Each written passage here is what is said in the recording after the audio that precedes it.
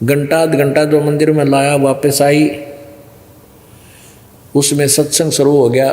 Meera by बैठ गई, जाके सत्संग सुनने लाएगी। आत्मा का आहार है ये परमात्मा की चर्चा सुनना, और वो तो बहुत पुण्यात्मा थी।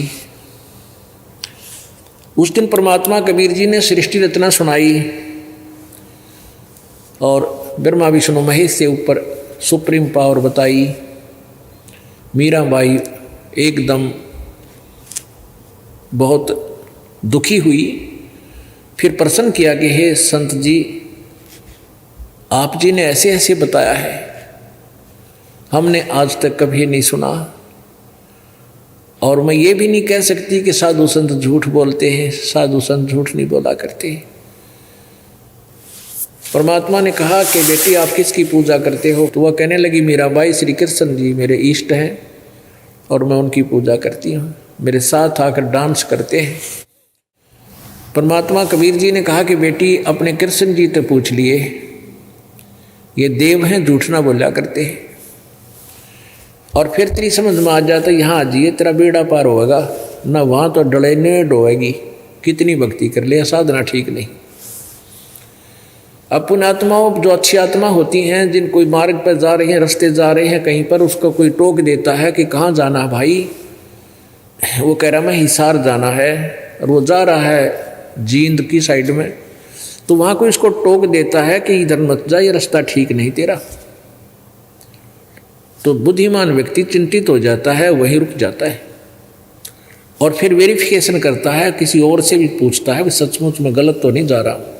और जिसने ये भांग रूपी माया का नशा कर रखा है, उसको कोई कहता है कि तेरी साधना ठीक नहीं है, वो तो लड़ना तैयार हो जाता है, क्योंकि उसका तो नशा हो रहा है भांग का। और जिनका नशा उतर गया भांग का, जो अच्छी आत्माएं हैं, वो तुरंत सोच लेती है भाई इसने, संत ने ऐसा क्यों कहा, भगत ने, कि आपकी साधना ठीक हो ना। तो उसका पूरा निर्णय लेना चाहिए, लड़ाई नहीं करे, पूरा निर्णय लेवा भाई, पूरा समझना चाहिए भाई, सच बता तो मुझे किस प्रकार हमारी साधना गलत है, ये तरीका होता है। तो उसने बहुत प्यार से ऐसा पूछा, परमात्मा ने कहा, फिर भी वो वाद विवाद करती ही रही। तो फिर कहा बेटी तू अपने भगवान से पूछ लिए, और वो झूठ नहीं बोला करते, देव लोग हैं, ये देवता है। मीराबाई कौर कसक होगी, और विशेष याद किया तो कहते साक्षात श्री कृष्ण जी ने दर्शन दिए। तो उसने मीराबाई ने कहा कि प्रभु मैंने ऐसे ऐसे सुना है, मेरी जुबान खुलना नहीं चाह रही और मेरी आत्मा मान नहीं रही एक, लेकिन इतना जरूर मैं मानती हूँ कि वो संत, साधु संत झूठ नहीं बोलते। तो भगवान मैंने ऐसे ऐसे सुना सत्संग में, और वो संत ऐसे कह रहे थे कि भगवान विष्णु और शंकर ब्रह्मा जी से ऊपर कोई और शक्ति है, वो परम शक्ति है। इनसे ऊपर एक काल है, काल से ऊपर जो परम शक्ति है वो परम शक्ति है, उसी से लाभ होगा, जन्म मृत्यु का रोग समाप्त होगा। भगवान बहुत विस्तार से उन्होंने ये कथा सुनाई। क्या ऐसा है? श्री कृष्ण ने कहा कि मीरा ऐसा ही है, एक बहुत परम शक्ति है, लेकिन उसका भेद हमने भी नहीं मिला आज तक, और तू ट्राई भी मत करना। जब हम हार कर थक लिए, उसको नहीं पा सके, तपस्या कर कर देख ली हमने। तो मीरा बाई का बात शंका आएगी, भाई जब फिर तो संत कति सच्चे हैं, और वो कहते हैं हम उस शक्ति से मिला दें, और आज तक इन्होंने मुझे नहीं बताया कि ऊपर कोई शक्ति है हमारे से। अगले दिन जाकर चरणों में शीश रख दिया कि प्रभु मुझे नाम दे दो, अपनी बेटी को शिष्य बना लो। पुण्यात्माओं, कबीर परमात्मा जुलाहा जाति से, और रविदास, संत रविदास जी चमार जाति से, और आज से 600 वर्ष पहले छुआछूत चरम सीमा पे। और फिर वो ठाकुरों की लड़की, ठाकुर परिवार से। तो परमात्मा ये देखना चाहते थे कबीर जी कि इस पुण्य आत्मा में परमात्मा की चाह है या अभी भी ये मान बढ़ाई जगत संसार में लोक लाज में उलझी हुई है। तो उसने कहा कि प्यारी बेटी ऐसा कर, वो सामने भक्त बैठा है, संत बैठा, उसे नाम ले, वो उपदेश देगा। रविदास जी थे और रविदास जी के पास जब वो गई, चरण छू लिए और कहा महाराज मुझे नाम दे दो। रविदास जी कहने लगा बहन पैर पीछे, हाथ पीछे कर ले, मैं चमार जाति से हूँ और तू ठाकुरों की लड़की है और सारा समाज तेरा उपहास करेगा कि एक चमार ते नाम ले लिया, तू चमार की शिष्या होगी। बहन बेटी तेरे साथ बहुत दुर्व्यवहार करेंगे लोग। तो मीराबाई कहने लगी भगवान आप मेरे पिता, मैं आपकी बेटी, और बाढ़ में जाओ ये लोक लाज, मुझे तो आत्म कल्याण करवाना है, मुझे नाम बख्श दो। तो परमात्मा कबीर जी और रविदास जी की बतलाई हुई बात थी। परमात्मा कबीर जी ने कहा कि दे दे नाम इसको, रविदास दे देना। अब केवल मीराबाई को ही नाम देने के लिए कहा। परमात्मा ने सोचा इसकी पूरी फड़क काट दिया, कभी फिर बाद में समस्या ना पैदा हो जाए। नाम लेने के बाद और फिर बाद में कोई कहता तेरा गुरुजी ऐसा है, तुम्हारे गुरुजी ऐसे है, तुम्हारे मन में दोष आ जाता है, नाम खंड हो जाएगा। नाम लेने से पहले 100 बार ज्ञान और पूरी व्यवस्था की जो है ना जानकारी लेनी चाहिए। नाम लेने के बाद फिर संसार एक तरफ और आप एक तरफ, फिर डगमग नहीं होना चाहिए, मन में दोष नहीं आवे अपने गुरुजी के प्रति। तो मीराबाई ने उपदेश ले लिया। तो वहाँ कबीर जी जाते रहते थे, रविदास जी भी जाते रहते थे और सत्संग करते थे। कई दिन रुक जाते थे, महीने में 20 दिन में। तो मीराबाई सत्संग में जाया करती थी। अब पहले तो मंदिर में जाया करती हूँ, मंदिर जाना छोड़ दिया। अब रात में सत्संग करने जाती, क्योंकि रात्रि में सत्संग इसलिए क्या करते संत करते हैं, क्योंकि काल के लोक में यो धंधा भी करना पड़ता है कि दिन में तो अपना काम कर ले पेट का, और रात्रि अपनी होती है, फ्री होती है। घर वाले ने भी ना कहें काम छोड़ के चला गया। तो उस समय इस तरह की जानकारी घाट थी, इसलिए परमात्मा ने ऐसी व्यवस्था की थी। तो रात्रि में सत्संग किया करते थे। तो रात्रि में वह लड़की मीराबाई रात्रि में सत्संग सुन जान लगी। उसके पति की मृत्यु हो चुकी थी, उसका देवर राजगद्दी पर विराजमान हो गया था। अब वो पहले तो मंदिर में जाने से ही मना किया करता था, मंदिर में जाने से ही मना किया करता था। वो मंदिर में जाने से भी नहीं मानी। फिर वो जान लगी रात में, पहले तो दिन में ही जाती थी। तो वो उसको बहुत समझाने लगा मीरा को कि मीरा, मेरा भाई जीवित नहीं है, जब तक वो जीवित था आप जाती थी मंदिर में, किसी को कहने की कोई बात नहीं मिला थी। अब वो रहा नहीं तेरे सिर पे, तो विधवा होगी है, अब जाती है तो लोग पता नहीं क्या क्या बात सुनाते हैं हमारे को, हमारी बेइज्जती होती है, तू मत जाकर मंदिर में। मंदिर छोड़ वो सत्संग में रात न जान लगी। तब उसने क्या सोचा कि भी या तो इज्जत की गाक होगी।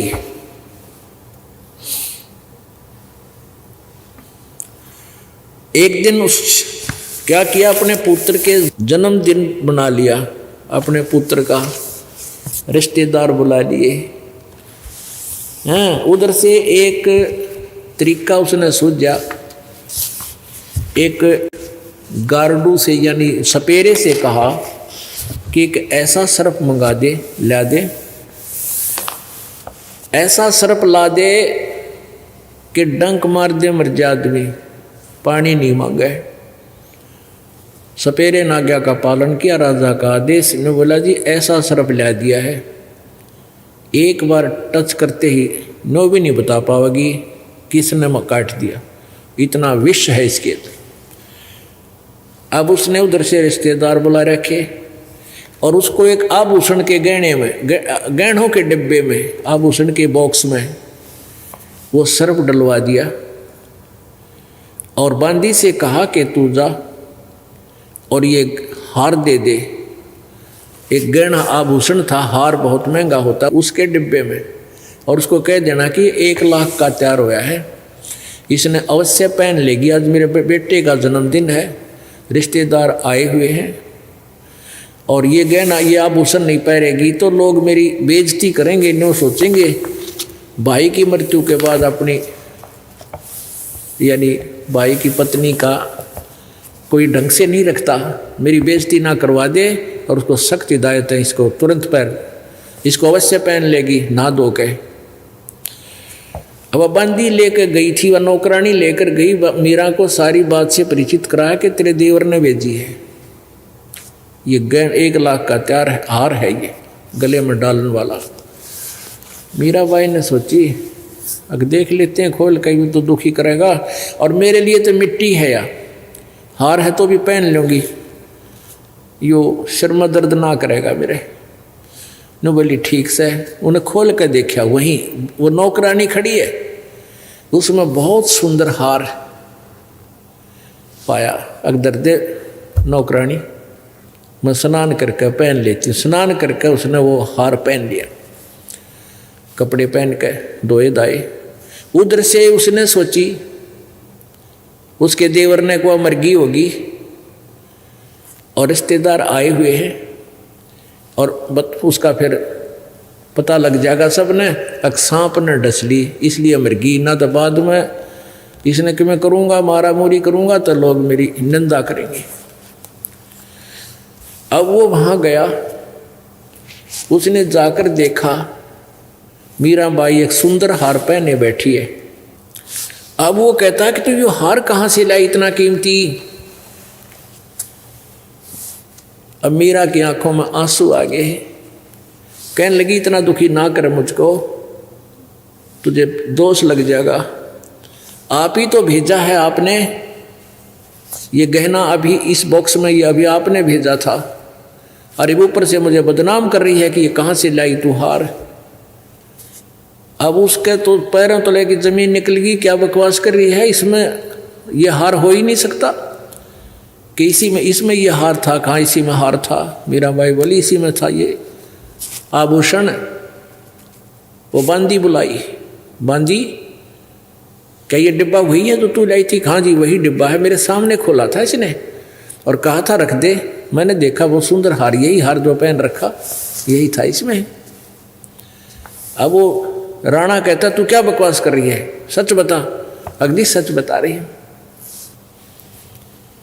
उसने सोची भैया तो ना मरे, फिर जहर पियाना चाहा, विष का प्याला पिया, तलवार लेकर चला गया कि इतने पी, कुछ दिन के बाद ना तेरी गर्दन काट दूंगा। तलवार लेकर खड़ा हो गया नंगी, म्यान से निकाल कर। अब मीराबाई ने सोची तलवार में तो दर्द होगा, मारत यूँ गाय मुझे, तो जहर ही पी लेती हूँ। वो विष का प्याला गटगट पीगी और पी कर बैठ गई। 1 घंटा खड़ा रहा वो निकम्मी आत्मा, वह ना मरी, बिल्कुल और भी ठंडक सी होगी शरीर में। अब परमात्मा कहते हैं पावेगा अपना किया रे, भोगेगा अपना किया रे। मीराबाई को मारने लगे जहर का प्याला प्यारे, और पीवत ही अमृत हो लग गया, हो गया सर्द ही यारे। अब उसने सोची भाई इसने क्यों कर समझाऊं, ना या मारे तो मरती, ना समझाए तो समझती। फिर कहते हैं बेटी माँ की बात मान लेती है। इसने उसने अपनी मौसी बुला ली, मीरा की माँ, और उसको सारी बात बताई। उसको बताया कि आप इसको समझाओ, हमारी इज्जत की गाहक हो गया, पहले दिन में जाया करती, इबरात न जान लाएगी, और दुनिया पता नहीं के बात बनाती है। अपनी भक्ति करना कर लिया, वहाँ सत्संग में कह दे रहा है। तो उसकी माँ ने बहुत समझाई, माँ बेटी की वार्ता हुई। वो एक किसी भक्त ने अपने हिसाब से बनाया है। सत्संग में जाना मीरा छोड़ दे, सत्संग में जाना मीरा छोड़ दे। हाय मारी लोग करे तकरार, सत्संग में जाना मीरा छोड़ दे।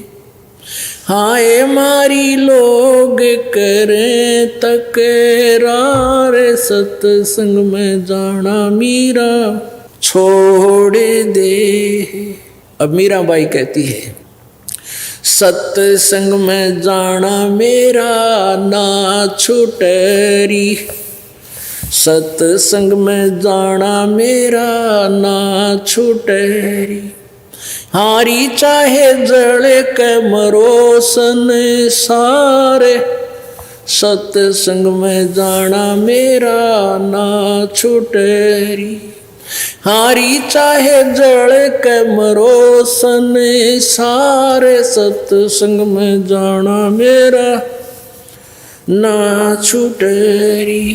थारे सत्संग के राह में, थारे सत्संग के राह में। हाय वहाँ पर रहते हैं बब्बर शेर, कोई कोई शेर तन खा लेवे। हाय वहाँ पर रहते हैं बब्बर शेर, कोई कोई शेर तन खा लेवे। जब गुरु जी की मेरे फेरी, जब मारे गुरु की मेरे फेरी। हारी वे तो शेरा के गिदड़ बने जावे, सत्संग में जाना मेरा ना छुटरी। हारी वे तो शेरों के गिदड़ बने जावे, सत्संग में जाना मेरा ना छुटरी। थारे सत्संग के राह में, थारे सत्संग के राह में। हाय वहाँ पर रहते हैं काले नाग, कोई कोई नाग तन डस लेवे। हाय वहाँ पर रहते हैं काले नाग, कोई कोई नाग तन डस लेवे। जब गुरु मारे मेरे करी, जब गुरु मारे मेरे करी। हारी वे तो सर्प गंडे वे बने जाम, सत्संग में जाना मेरा ना छुटरी। हारी वे तो सर्प गंडे वे बने जावे, सत्संग में जाना मेरा ना छुटरी। थारे सत्संग के बीच में, थारे सत्संग के बीच में। हाय वहाँ पर रहते हैं साधु संत, कोई कोई भक्त तन ले रमे। हाय वहाँ पर रहते हैं साधु संत, कोई कोई संत तन ले रमे। तेरे री मन में माता पाप हैरी, तेरे री मन में माता पाप हैरी। संत मेरे माँ बाप हैरी, संत मेरे माँ बाप हैरी। हारी वे तो कर देंगे बेड़ा पार, सत्संग में जाना मेरा ना छुटरी। हारी चाहे जड़ के मरो संसार, सत्संग में जाना मेरा ना छुटरी। आहे वो तो जात चमार है, आए वो तो जाति चमार है। इसमें हमारी आ रहे हैं इसमें हमारी आ रहे हैं तेरे री लेख मता चमार है री तेरे री लेख मता चमार है री मेरा सिरजन आर है री मेरा सिरजन आर है री हरि व तो मीरा के गुरु रविदास सत्संग में जाना मेरा ना छूटरी हरि व तो मीरा के गुरु रविदास सत्संग में जाना मेरा ना छूटरी। पुण्यात्माओं, जिन जिन भी महापुरुषों ने परमात्मा की प्राप्ति करने की चेष्टा की, इन अज्ञानी संतों ऋषियों के द्वारा भ्रमित किया हुआ समाज जोर शोर से विरोध किया करता है। अब ये तो पुण्यात्माओं एक खेल का मैदान है, आपस में दो टीम होया करती है और दोनों अपना अपना दाव लगाती हैं। विजयी वही होता है जो सतर्कता से खेलता है और विरोधी टीम का दाव नहीं लगने देता है। तो ऐसे ही मीराबाई ने अपनी माँ, उसकी माँ ने बहुत कोशिश की डराने और धमकाने की कि रात ने एक लीजा तुझे शेर खा जाएंगे। तो मीरा कहती है कि परमात्मा मेरे राजी है, मेरे गुरुदेव मेरे प्रसन्न है, वह शेर भी गिद्दड़ बन जाएंगे माँ अगर कभी आमना सामना हुआ तो। फिर सर्प से डराई कि सर्प तुझे खा जाएंगे, वहाँ अंधेरे में जाती है। तो मीरा ने कहा कि भगवान की परमात्मा में नाम में बहुत शक्ति है माँ, वह सर्प भी गंडे हुए बन जाएंगे, अर्थात वो मुझे नहीं खा पाएंगे, डस नहीं पाएंगे। आखिर में जो सबसे बड़ा हथियार था वो प्रयोग कर दिया कि वे एक बात सुन बेटी, वो जाति का चमार है, हम ठाकुर हैं, इसमें हमारी घनी बेइज्जती बना है। तब उसने कहा कि माँ तेरे लेख है तो वो चमार होगा, पर मेरा तो भगवान है, वो रविदास मेरे लिए तो मालिक है, मैं उनसे दूर नहीं हो सकती। और भी बहुत सी बातें कही कि तू वहाँ जाती है, वहाँ भक्त मर्द आदमी रहते हैं, व्यक्ति होते हैं, और कोई तेरे पर बुरी नीयत भी कर सकता है कि नहीं माता, सत्संग में बुरे आदमी नहीं होते, और कोई होता है तो उसको भी सीधा होना पड़ता है, क्योंकि वहाँ ज्ञान ऐसा होता है, आपने सत्संग सुना नहीं है। और संत तो मेरे माता पिता के तुल्य हैं, वो उन्हीं के सहारे हम परमात्मा प्राप्ति करेंगे। तो पुण्यात्माओं, इस प्रकार हमने परमात्मा पाने के लिए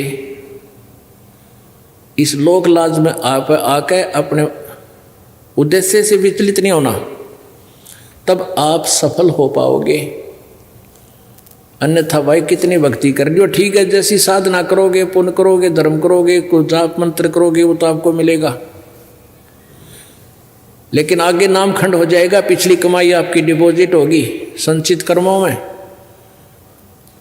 तो उन संचित कर्म आपके बहुत ज़्यादा बन जाएंगे, जो पार नहीं हुआ यही रह गया, तो उसके बाद ये काल आपके को खिलौना बनाएगा, आपको अपना हथियार बनाओगा, ब्रह्मा विष्णु महेश बनाओगा, थारे मत है। अब जो भक्ति चली है ये चौथे युग में, अब तक ये मंत्र किसी के पास नहीं था, और इस समय की हुई कमाई वो पार हो जाते हैं जो मर्यादा में रहते हैं, और इस युग में की हुई कमाई जो पार नहीं होते यहाँ रह जाते हैं, मर्यादा भंग कर देते हैं, गुरुद्रोही नहीं होते हैं वो लोग, वो फिर काल के यहाँ फंस जाते हैं। फिर उनको कई हजार युगों तक, कई हजार वर्षों तक ऊपर स्वर्ग में, महास्वर्ग में, ब्रह्मलोक में हिसाब के मंत्र की जाप की कमाई से, पुण्यों से, धर्म से वहाँ चक्कर कटाता है। ब्रह्मा विष्णु महेश आप ही में से बनाता है, और फिर आपका चूस का आमसा यानी आपकी पुण्य खत्म करके और गुठली की तरफ फेंक देता, फिर दोबारा उग की तरह जाके। तो ये गोल्डन चांस आपके लिए। अब आप सब शिक्षित हैं, बालक नहीं है, सब इतिहास, सब सदग्रंथ आपके समक्ष पेश किए जाते हैं और आप खुद भी पढ़ सकते हो, आपके पास वो सदग्रंथ विद्यमान है जो ये गवाही दे रहे हैं कि कबीर इज गॉड, कबीर परमात्मा है। अभी तक हमारे को परमात्मा निराकार बताया गया, परमात्मा साकार है, वो मनुष्य सदृश है। जिन महापुरुषों ने परमात्मा का साक्षात्कार हुआ, उन महापुरुषों ने आंखों देखा भगवान का सारा विवरण अपनी अमृतवाणी में किया। वो एफिडेविट अपने लिख कर चले गए, कबीर इज गॉड। वो कबीर परमात्मा जो धानक दुल्हा रूप में आया था। तो उनमें से आदरणीय गरीबदास साहिब जिसकी अमरवाणी दास आपको रह रहकर सुनाता है, गरीबदास जी भी उनमें से एक प्रत्यक्ष दृष्टा संतों में से हैं। उन्होंने बताया कि हम सुल्तानी नानक तारे दादू को उपदेश दिया, जात जुलाहा भेद न पाया, वो काशी माहे कबीर हुआ। अब पुण्यात्माओं, अभी मीराबाई का प्रकरण थोड़ा अधूरा रह जाता है। मीराबाई जो है पहले प्रथम रविदास जी से उपदेश लिया, फिर रविदास जी ने उसको स्पष्ट बता दिया कि ऐसे ऐसे कहानी थी, अब तो आपने कल्याण चाहिए बेटी, ये परमात्मा आ रहे हैं, कबीर जी से उपदेश ले। अब मीराबाई घर से निकल गई थी, वृंदावन में चली गई। वृंदावन में श्री कृष्ण के लिए नहीं गई थी, क्योंकि घर में तो उसका रोज कोई न कोई समस्या पैदा वो कर ही रहा था। उसने सोची ये भक्ति नहीं करने देगा मेरे को, तो वहाँ जाकर वृंदावन में रहने लगी। वहाँ परमात्मा कबीर जी फिर प्रकट हुए, रविदास जी को साथ लेकर गए। वहाँ ये नहीं दिखा कि हम मीराबाई के लिए आए हैं, कहीं और बैठ कर सत्संग करने लगे। मीराबाई भी चली गई, उन्हें देख लिया गुरुजी आए हैं, गुरुजी के चरण छुए। उन्होंने पूछा बेटी यहाँ कैसे, कि महाराज जैसे ऐसे आगे मैं तो उस निकम्मे राजा को छोड़े, राजा के लोग को छोड़े, राज को त्याग गई। वहाँ मेरे को बहुत दुखी कर रखा था। तो वहाँ कई दिन रुके परमात्मा। रविदास ने कहा बेटी तेरा सौभाग्य, नाम ले ले परमात्मा से। मीराबाई ने फिर सत्संग सुना, सारा विचार ज्ञान देखा, फिर कबीर परमेश्वर से उपदेश लिया। फिर वो कहते हैं मीरा जी को फिर सतगुरु मिले कबीर। इस प्रकार मीराबाई का उद्धार हुआ। वह भी और भी कई कथाएं इसके संबंधित, परंतु समय अनुसार हम इतना ही आपको बताना चाहते हैं। प्रसंग क्या है कि हम लोग लाज में आके वह लक्ष्मण रेखा लांघ जाते हैं, और लक्ष्मण रेखा लांघ देने से यानी मर्यादा तोड़ देने से हमें सीता की तरह घना दुख उठाना पड़ता है। पुण्यात्माओं, एक लक्ष्मण रेखा हमने सतलोक में लांघी थी, वह मर्यादा तोड़ी थी, अपने परम पिता से हटकर हमने इस काल में मन फंसाया था। अब हम उस मर्यादा को उल्लंघन करने से आज कितना कष्ट उठा रहे हैं। इस काल के इस नौलखा बाग में, 21 ब्रह्मांड में हमें कितनी यातना दी जा रही है। किसी का बेटा मर गया, किसी की बेटी मर गई, किसी का दामाद मर गया, किसी की टांग कट गई, किसी का हाथ टूट गया, कट गया है। ना जाने कितने प्रकार के कष्ट आपके ऊपर हैं। कोई कैंसर से पीड़ित है, कोई किसी प्रकार है। पुण्यात्माओं, हमने फिर वापस अपने भगवान के पास जाना है, पति के पास जाना है। अब पुण्यात्माओं, हनुमान जी को श्री रामचंद्र जी ने, यानी वैसे तो 10 दिशा को खोज हो रही थी, हनुमान जी कुदरती पहुंच गए लंका में, और वहां जाकर देखा सीता जी मिल गई। पता लग गया कि सीता ये है। तो सारी वार्ता होगी। सीता जी ने कहा, हनुमान जी ने कहा माता मैं कुछ आहार करूँगा, भूख लगी है। सीता जी ने कहा भाई इस बाग में तो फल तोड़ के भी ना खाइए हनुमान, ना तो मेरी पिटाई हो जाएगी। नीचे कोई पड़ा हो ना वृक्ष टूट के, वो खा लिए मेरा भाई। मुझे भी इतना ही आदेश है, मैं तोड़ के नहीं खा सकती यहाँ से। नू कह आँखें माँ पानी भराए और मैले कुचले कपड़े पहने बैठी, उतरा हुआ चेहरा, बहुत दुखी, और कहा हनुमान श्री राम ने कह दिए मैं उसके वियोग में दिन काट रही हूँ कि आवेंगे मुझे ले जाएंगे। उससे पहले क्या देखा था हनुमान जी ने? ऊपर वृक्ष पर बैठा था छोटा रूप धारण करके, सिंपल से बंदर का। रावण आया, रावण ने बहुत यातना दी कि तू मेरी पत्नी बन जा, स्वीकार कर ले। रावण को एक श्राप लगा हुआ था किसी देव का कि तू अगर किसी औरत से बलात्कार करेगा उसी दिन तेरी मृत्यु हो जाएगी। उसकी सहमति से करेगा तो तुझे, वो तो पाप तो था ही लेकिन तू मरेगा नहीं। तो इसलिए सीता को वो सहमत करना चाहता था, लेकिन सीता ने कहा कि रावण ये जान जा सकती है, इसको रामचंद्र के अतिरिक्त कोई छू नहीं सकता इस मेरे शरीर को। इस तरह की वार्ता सुन ली थी हनुमान जी ने। फिर रावण चला गया था कि तुझे 1 हफ्ते का समय देता हूँ, सोच ले। वो कह रही थी बेशक कितने हफ्ते का दे, हमने सोच रखे है। तब वो आके उसने कहा माँ, उसको पता लग गया कि तो बहुत तंग किया जा रही है की जा रही। तो माई ने तो ये कहा था भाई नीचे झटका कोई पड़ गया और उसके नीचे फल खा लिए, तोड़ के मत खाना। हनुमान तो भाई सूरवीर था, उस पर ना देखा गया। अकीसे ने कम में ऐसे दुखी कर रहे हैं। अब उसने पहले तो उस वृक्ष ने तोड़ा, तले गिरे लद पद फलने, और फिर पहलवान था सरड़ सरड़ खा सारे खावा, कोई फला कई वृक्षान तोड़ ताड़ गए, फलाते तो छक्या, बाकी के पाड़ के बागर फेंक दिए समुद्र में। रावण को पता लग गया कि एक बानर आया हुआ है, ऐसे ऐसे उधमसता रहा है। ये तो आपने सारी कथा का पता है, ज़्यादा ना बढ़ा के। फिर वो वापस आ गए, सीता जी को अंगूठी दे आए, उनसे कंगन दे आए जो श्री राम पहचान सकते थे। सारी बात होगी। अब और कथा ना सुनाना चाहता, दास तो कहना चाहता है। अब रामचंद्र जी को हनुमान जी ने बताया कि भगवान सीता जी मिल गई और रावण के 9 लखे बाग में कैद कर रखी है। अब रामचंद्र जी हनुमान जी को अन्य व्यक्तियों से दूर ले गया कि आजा मेरे प्यारे बच्चे को। खुशी तो घनी हुई वह सीता जी की खोज कराया, सीने से लाया, प्यार किया कि आजा मेरे भक्त, मेरे संत, एक भाई इधर आजा, 2 बात पूछूंगा। एकांत में जाकर पूछा, जैसे पुलिस वाले पूछा करें चोरते हैं। कहने लगा भाई हनुमान उड़ते ठीक से, सीता अका जी दया है आपकी। भाई रोटी कहाँ खाई? रावण कहाँ गया होगा ना दरबार में।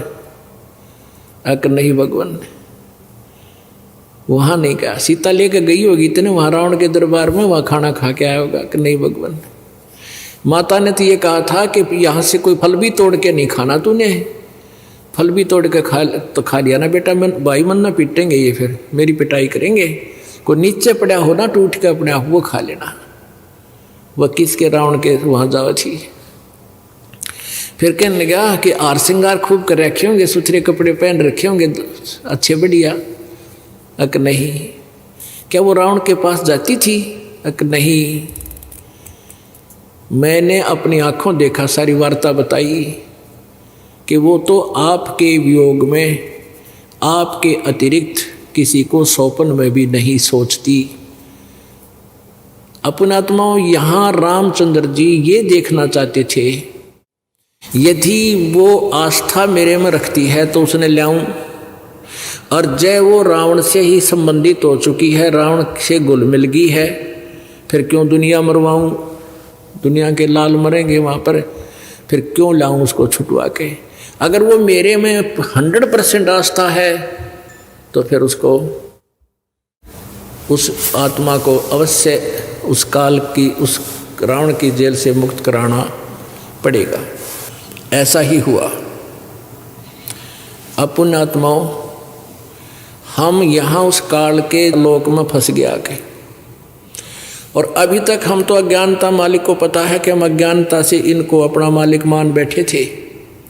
अब पता लग गया कि ये हमारे स्वामी नहीं हैं, यहाँ हमारा वो पति नहीं है, ये हमारा पति सतलोक में है, और वो हमें तभी ले जाएगा जब हम उसके अंदर सीता की तरह आस्था कर लेंगे।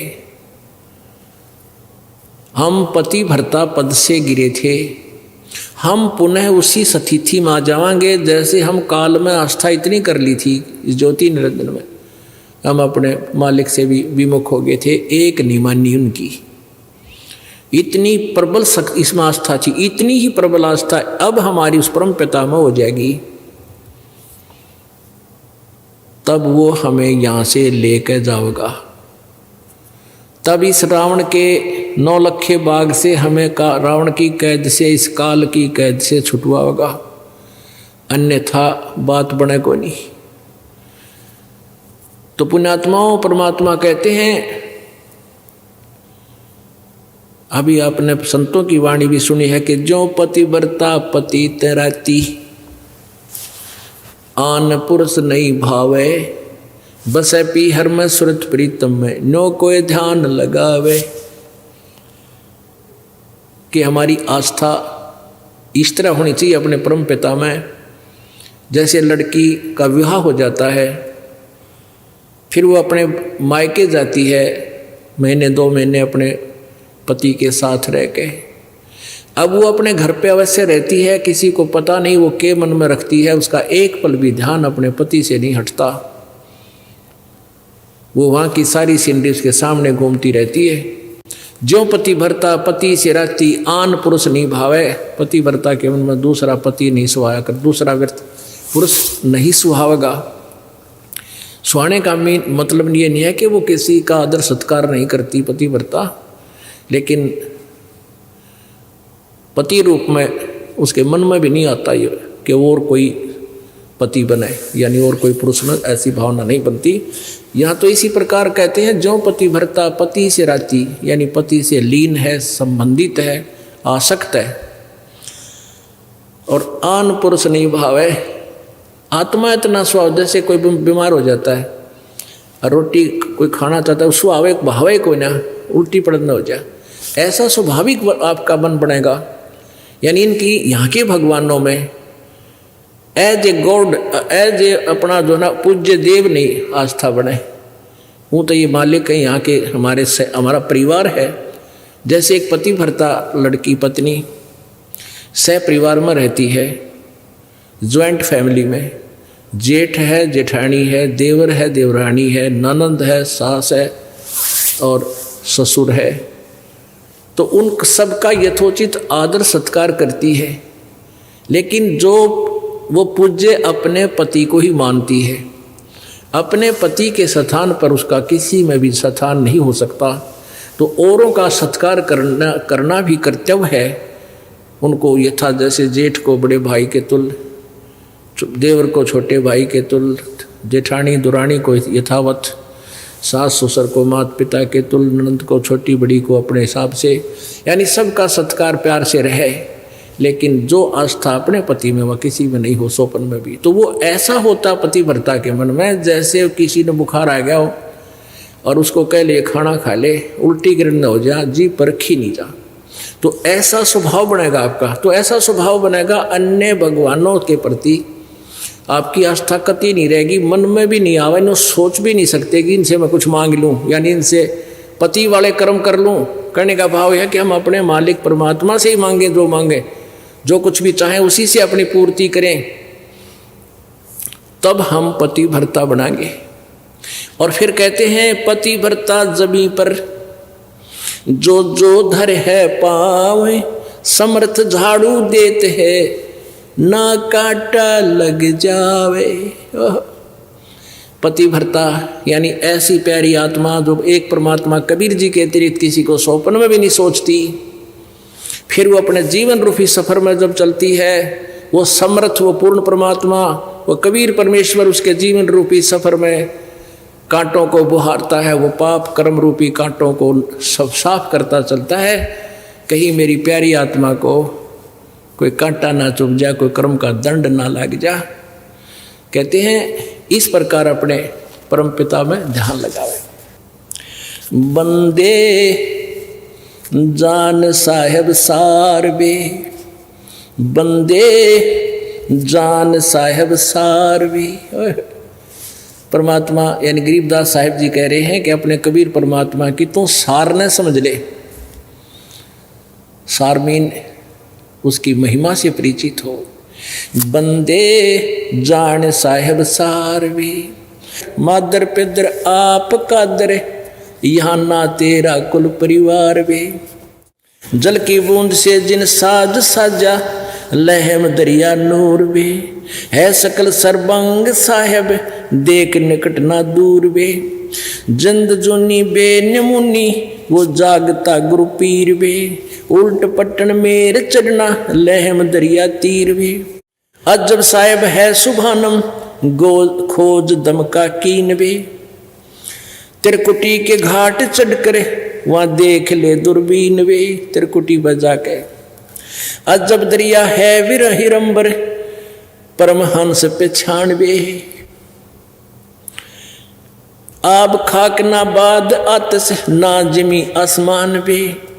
अलख आप अल्लाह कबीर है, कुर्स कुंज जहूर वे।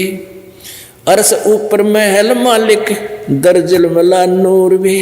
मोले करीम खुदा खूबी, धुन सेंसर जाप वे। बंग रोज नमाज कलमा, बंग रोजा नमाज कलमा, है शब्द गरगाप वे। निर्भय विहंगम नाद बाजे, निरख कर टुक देख वे। अरस अजुनी जिंद जोगी, अलख आदि अलेख वे। मडी महल सतलोक तास के, आसन असम भी ऐन वे। पाजी गुलाम गरीब तेरा, देखते सुख चैन वे।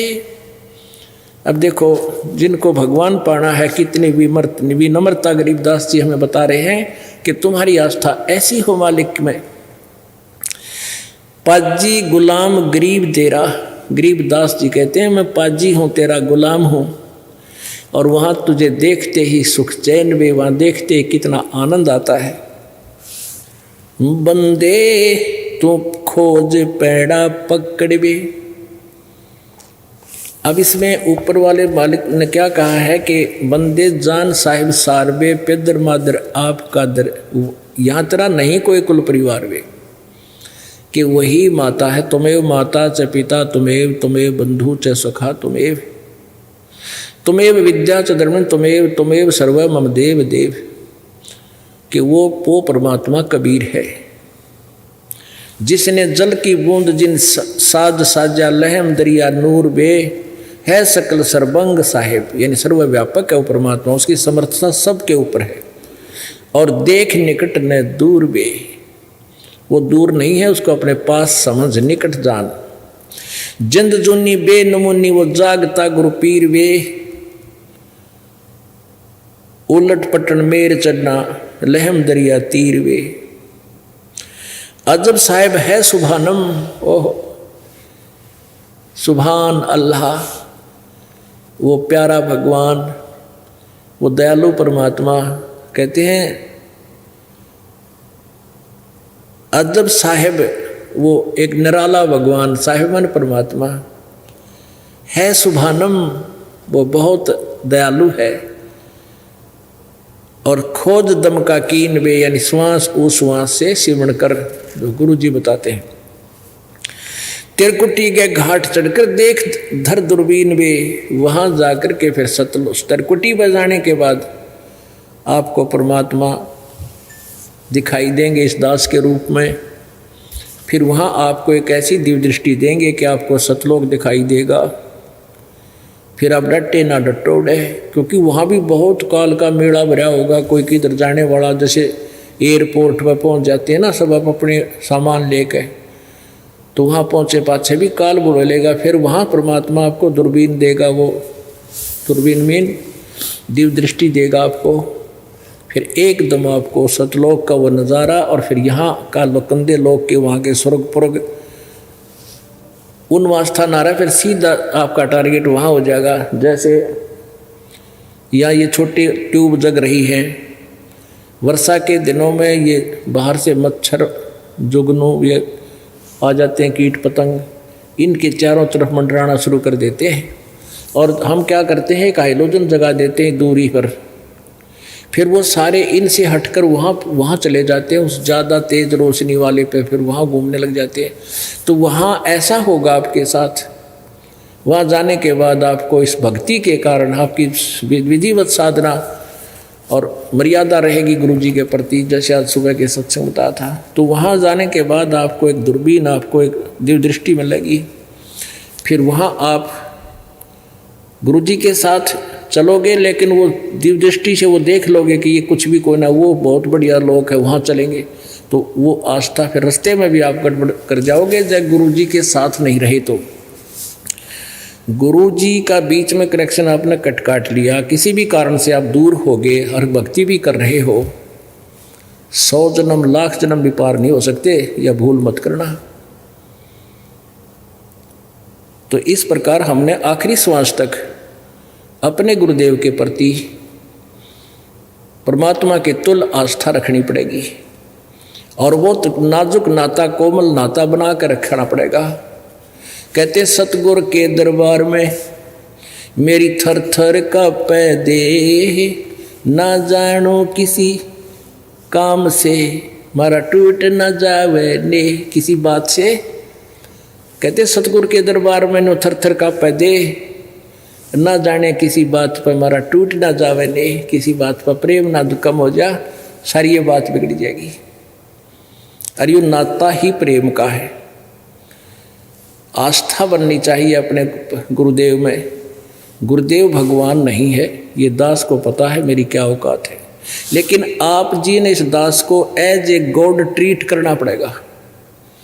जब आप गॉड परमात्मा के पास जाओगे, सबसे पहले आपकी ट्रेनिंग यह होगी, इस दास के रूप में वहाँ परमात्मा विद्यमान होंगे। पुण्यात्मा हो या अभिमान ना समझना, ये तत्व ज्ञान समझना। और जैसे आपकी लगन, आस्था, भाव, दोष विकार या अच्छा या सच्ची लगन वह न्यारी दिखेगी, वहाँ कोई छुपा नहीं सकता। आपके माथे में आ जाए, जो जिस तरह खेत में गेहूं बोते हैं तो उसकी बाली आ जाती है अपने आप ऊपर समय आने पे, और एक अड़ंगा भी साथ ही उत्पन्न हो जाता है, उसमें वो खरपतवार, उसके भी बाल आ जाती है। तो वो बाल और वो बाली दोनों नारी नारी पहचानी जाती है। वहाँ पर जरूरत कोई ना फिर देखने की वो गेहूं है या खरपतवार है। तो इस भक्ति से, शक्ति से और आपके अंदर विकारों से वहाँ अपने आप आपका शक्ति बाल निकला होगी, पता लग जाएगा कौन भक्त है कौन नहीं भक्त है। तो इसलिए पहले ही अपना यहाँ से सेट करना, रिहर्सल करने के लिए आप जी को यहाँ बुलाया जाता है। और जितनी श्रद्धा, जितनी आपके अंदर विनम्रता आनी चाहिए भगवान पाने के लिए, वो यहाँ बनाई जाती है। अब क्या कहते हैं, अजब दरिया है हिरंबर वो परमहंस पिछाणवे, आब खाक न बादत अतस न जमी आसमान वे। कहते हैं वहाँ फिर उस परम हंस को पहचान। पुण्यात्माओं, जैसे आज सुबह बताया था कि एक हंस आत्मा होती है। हंस गमन करते नहीं मान सरोवर छाड़, और कौवे उड़ उड़ जाते हैं वो खाते मांसाहार। अब हंस वो होता है जो आप जी हैं, बुराई जिसने छोड़ दी, दूध और पानी छान लिया और परमात्मा को पहचान लिया, सतभक्ति कर रहे हो आप, तो हंस। और वो परमहंस परमात्मा, हम आत्मा, वो परमात्मा। तो वो परमात्मा परमहंस है, वो हमसे भी ज़्यादा सुपीरियर, दूध और पानी छानने वाला निर्विकार है। तो यहाँ कहते हैं अजब साहिब है सुबानम खोज दम का कीन वे, तिरकुटी के घाट चढ़कर धर ध्यान धर दूरबीन वे। अजब दरिया है हिरंबर परमहंस पहचान वे।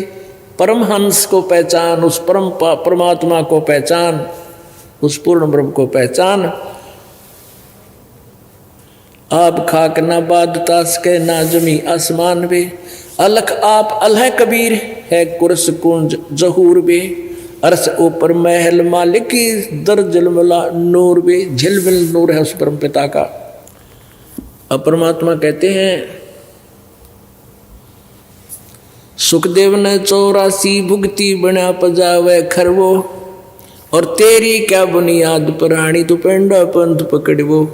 सुखदेव जैसे महापुरुष ने भी जो साधनाएं की उसके अनुसार वो मोक्ष नहीं प्राप्त कर सका।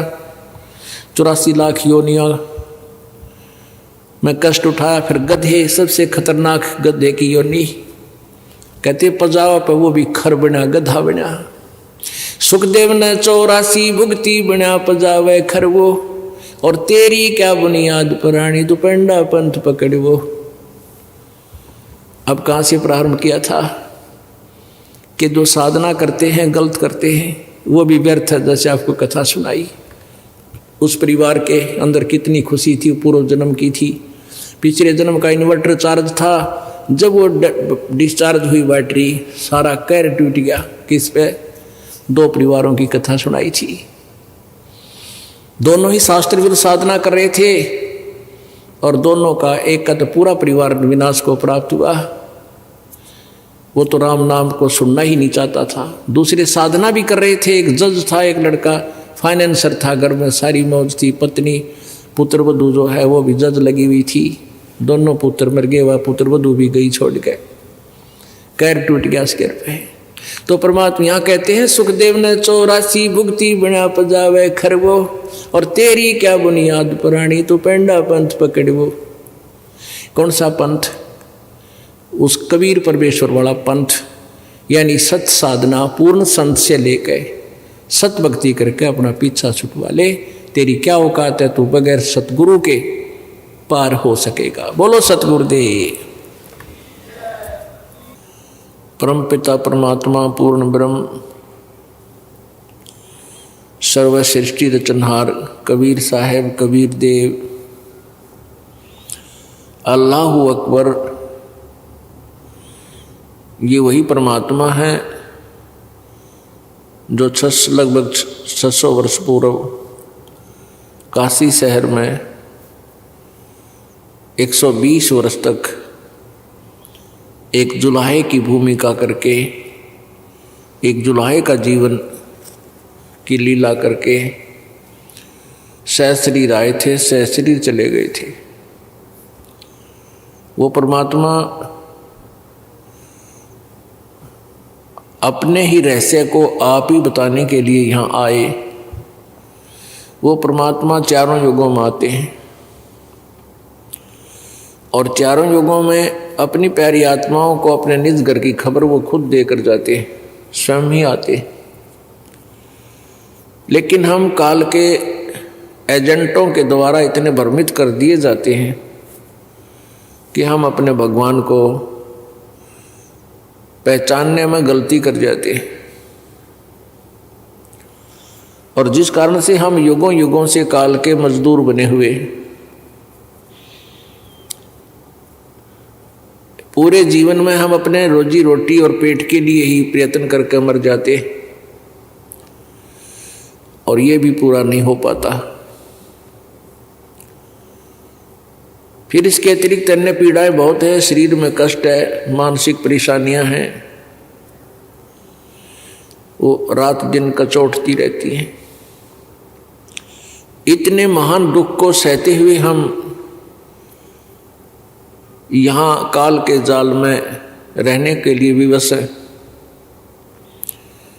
क्योंकि हम इतनी दूर आकर गिर गए, हम स्वयं वहाँ नहीं जा सकते। इस काल ने बीच में बहुत बाधाएं पैदा कर दी हैं। उसके लिए परमात्मा ही आते हैं, वही व्यवस्था करते हैं उन पुण्यात्माओं की जो परमात्मा के वचनों का पालन करते हैं। कबीर परमेश्वर ये पूर्ण ब्रह्म है, वो ये परमात्मा है, पूर्ण परमात्मा है।